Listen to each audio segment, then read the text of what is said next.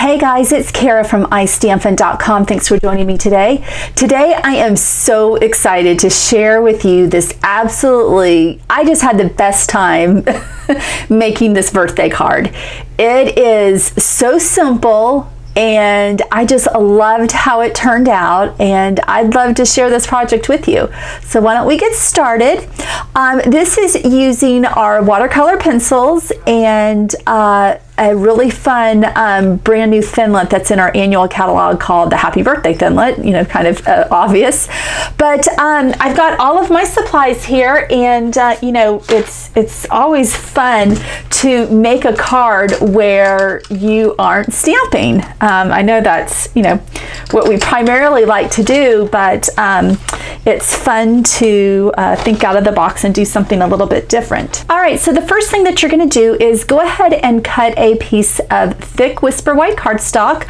This measures 8.5 by 5.5, and I'm going to score this at 4 1/4 using our Simply Scored scoring tool. And while I'm doing this, I always like to remind everyone that you can find all the products listed for today's project, as well as download the project instruction sheet on my blog. That is iStampin.com. So just look for today's post and you will be able to find all that information there, and I make it super easy for you. Okay, so we scored that at 4 1/4, and I am just going to use my bone folder and burnish that. Then what I've done here is I've gotten our watercolor paper, and I've just cut this down 1/4 inch smaller. So this is 4 by 5 1/4. So what you want to do is you want to take care of this first, because I prefer to let the watercolor dry naturally, just to air dry. You can use your heat tool if you're in a hurry or a little bit impatient, but I don't, just in my experience, I don't find that I get as nice a results as as when I, you know, use a tool like the heat tool to dry it. But what you're going to want to do is go ahead and get out the following colors of your watercolor pencils. I've got Bermuda Bay, Daffodil Delight, Pacific Point, Melon Mambo, and Pumpkin Pie.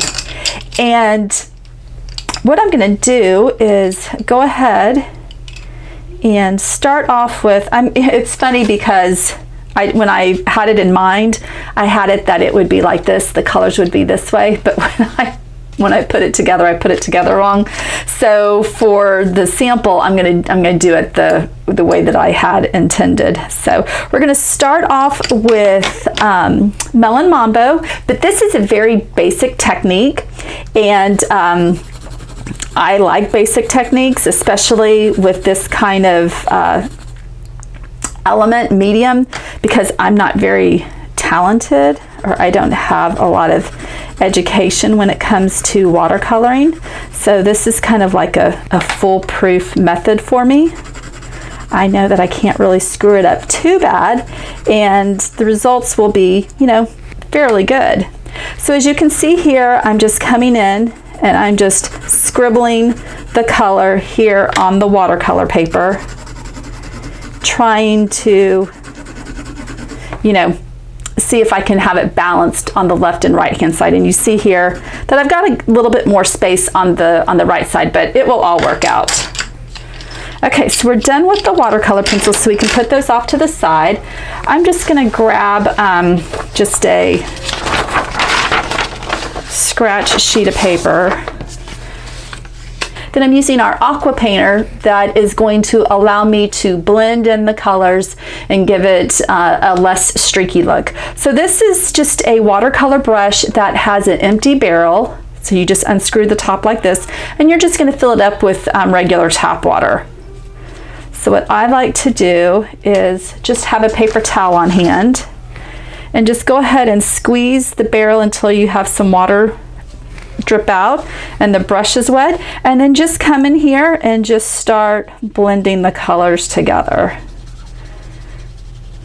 So I'm starting off with Melon Mambo, and you are able to control the color if you want it to be you know, ombre, or if you want it to be kind of intense from the top to bottom, you have that control. Okay, and then you just want to wipe off on the paper towel before moving to the next color. Okay, so now I'm working on pumpkin pie. And you do want to blend in the colors a little bit with the color that it's next to, just so that it looks more cohesive, more natural, instead of it being all choppy, if that makes sense. Okay. Right, and then we move on to Daffodil Delight. I don't want to mix too much because I don't want a lot of green. This is actually a little bit more than I prefer, but you know, each card's going to be so much different, so I think it will be okay once it dries. Okay, now let's move on to Bermuda Bay. And really work up here. I don't want that to be so streaky. And again, I'm being conscious of the border, the top and the bottom. I don't want to go too far down. I'd like to keep it somewhat uniform at the top and the bottom.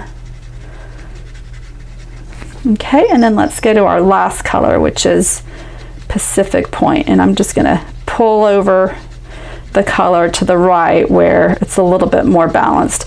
Now the blue will be the widest of the colors, but that's okay. It's not supposed to be, you know, perfect. Like each section isn't supposed to be the same. Okay, so there we have it. Now what you'll want to do is just to set this aside and let this air dry. So I already have a panel that I made earlier, and so that's what it looks like. So I just, you know, I did this probably like a couple of hours ago, so it's nice and dry. And the watercolor paper does kind of curl, so if you just, you know, just gently just bend it, it will lay a little bit flatter. Okay, so then the next thing you're going to do is to grab your Happy Birthday Thinlit, and I actually cut this out in our Shimmer White cardstock. Now I know on camera you really won't be able to see the shimmer, but you can see it in person, which is just you know, just makes the birthday card even more festive.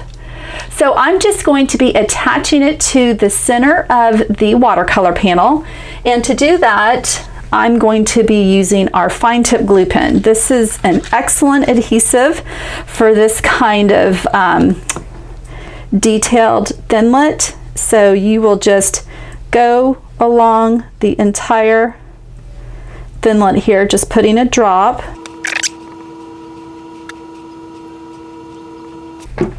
Okay, so once you have adhesive all over the back side, then you're just going to want to carefully place this in the center of the watercolor panel. And what I like to do is just to get an acrylic block and just place it on top of the die cut and just let it sit for a few minutes. It doesn't take too long to set up, so we're just going to let this sit here, and then we will move forward with finishing our project. Okay, so that should be good. All right, so you can see that it's all set up there. What do you think? Don't you like that? I hope y'all are as excited about this project as I am. It's just so much fun when something simple turns out really cute. Okay, now to attach this to the card base, I wanted to put a lot of dimension on the back to really make it secure, and I didn't necessarily want to use Stampin' Dimensionals, so I thought that our, I still refer to them as new, but our foam adhesive strips I think is an excellent choice. So what I'm going to do is I'm just going to pull a full strip, and what I'm going to do is I'm just going to run this along the back side of the panel all around, see if I can talk, all around the border of the panel.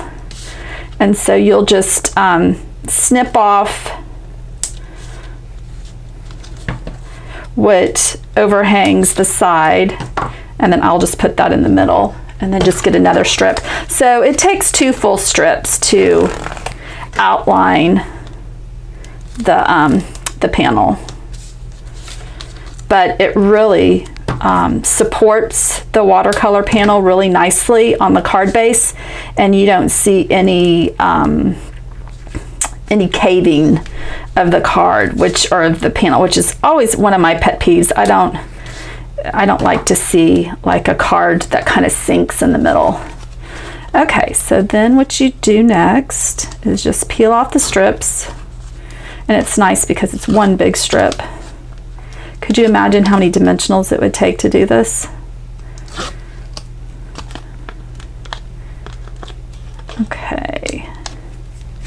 All right, so let's bring our card base back in, and I'm just going to carefully center that, making sure all the borders are the same, and it looks like they are. You can see how well that supports, so you can just, give it a good press to make sure that it's attached on all four sides. You can see that. All right, and to finish it off, I am using our new glitter enamel dots. And here in the sample, I don't know if you saw that, but I just did two little groupings, and I tried to get as close to the colors as possible. So I think I love these glitter enamel dots. They're just so pretty. And again, just a little bit of sparkle for a perfect birthday card. Actually, I'm gonna use this size.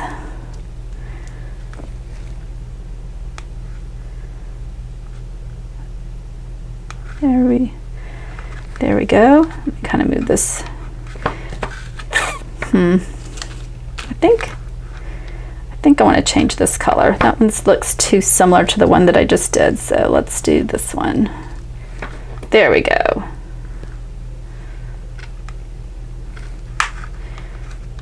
I'll move this one over here. Yeah, those two are different colors. I think they are. Nope, they're not. Let me change that.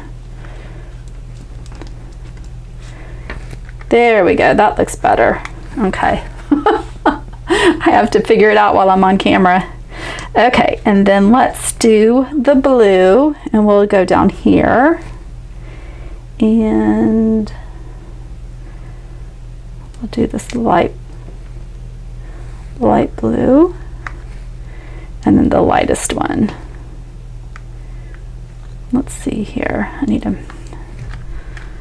Let's move this back here. Trying to get the little visual triangle, kind of sometimes a little bit harder than, easier said than done.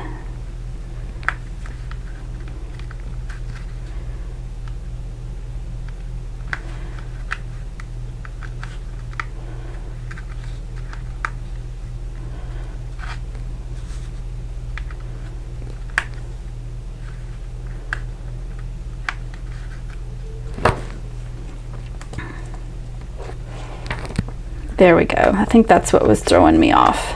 Okay, there we go. All right. All right, guys, and that's it. I mean, this card really doesn't take too much time. I mean, really, the thing that takes the longest is just allowing the watercolor panel to dry. So I'll bring in the one that I showed you at the very beginning, and you can see that the rainbow color is the opposite of this one. But I really hope you liked today's card. I had the best time creating it, and I would love for you to try it. So if you have any questions about anything that I used today, please feel free to comment below. Give this video a thumbs up if you liked it. Be sure that you subscribe to my YouTube channel. I'm always trying to grow my subscriber rate. And you can also head on over to istampin.com, where I said you'll find all the products that I used in today's project, as well as the project instruction sheet, so you can download that for your copy. But also be sure to subscribe to my blog as well as my newsletter. All right, guys, have a great day. I'll see you later. Bye.